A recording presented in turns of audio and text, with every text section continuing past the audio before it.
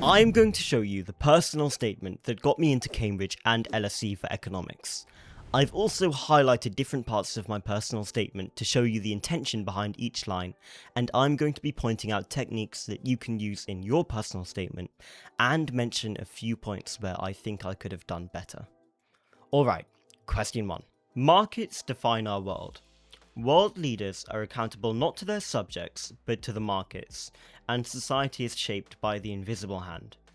Watching the foreign exchange market recoil from Liz Truss's mini-budget and her subsequent ousting as Prime Minister sparked my first interest in economics.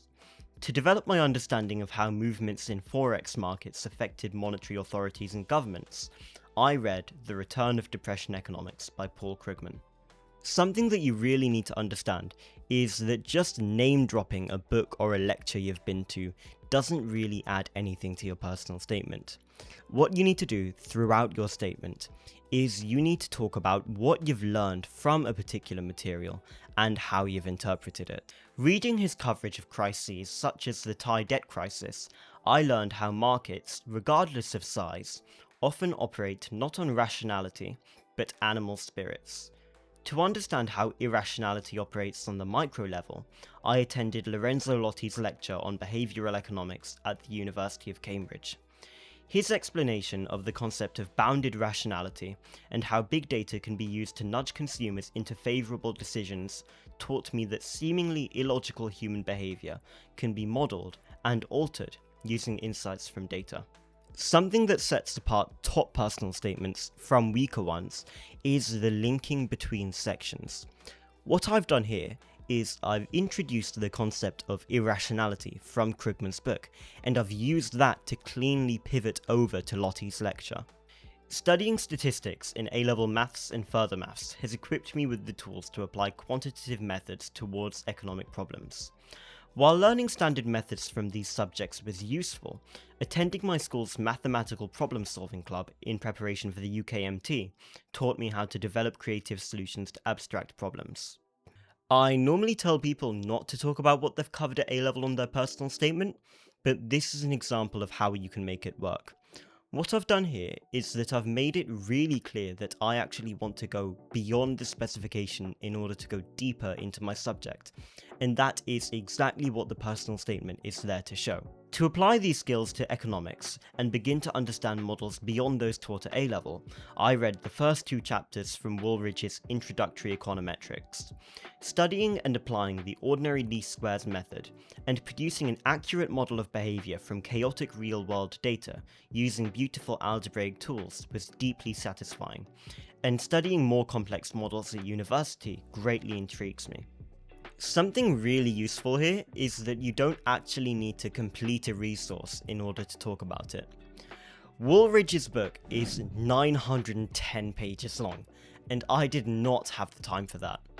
But just by reading literally the first 3 chapters, I learnt enough new concepts to talk about it in my statement.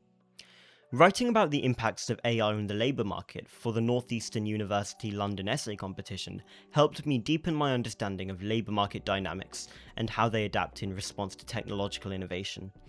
My conclusion was that, just as happened with deindustrialisation, AI adoption is likely to cause a wave of structural unemployment that, without significant intervention, would lead to a steep rise in inequality. If you're doing any kind of humanity at all, including economics, essay competitions are an absolutely golden way to show opportunities that you have the ability to process and synthesize information. You don't even really need to win anything, you just need to form a supported conclusion which you can talk about. Writing about how inequality can be combated with seemingly straightforward measures, while watching the newly elected Labour government do the opposite, most strikingly by refusing to abolish the 2-child benefits cap, made me want to learn more about the obstacles in the way of tackling inequality.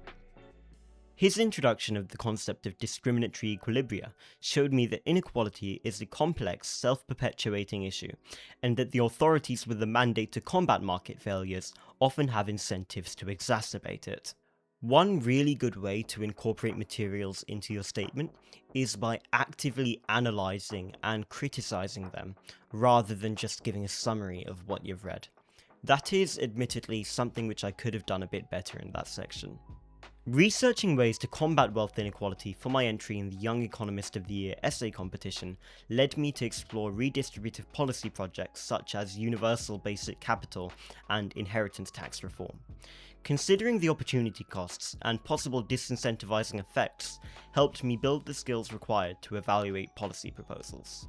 Before you start writing your personal statement, you should consider exactly what skills your course requires. And throughout writing your statement, you should keep hammering back to how you've developed those skills. What I've done in this section is that I've explicitly talked about how competing in essay competitions has helped me develop the skills of evaluating information and analysing different viewpoints. Seeing the T-bond market recoil after Trump's tariffs in April, I began to research how shocks to investor confidence can cause debt crises and political instability. Producing a video contrasting the debt situations of the US, Japan, and Greece during its debt crisis showed me how perceived government competence and control over the currency of which debt is issued in is a more significant factor in determining the viability of debt than the debt to GDP ratio itself. Using case studies to develop my understanding of economic phenomena strengthened my skills in comparative analysis, and converting research into an easily digestible script helped me develop my skills in communicating abstract ideas clearly.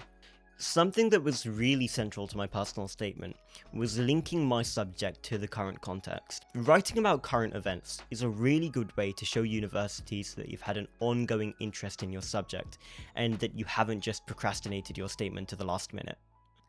A huge part of getting my offers was becoming truly fluent in maths.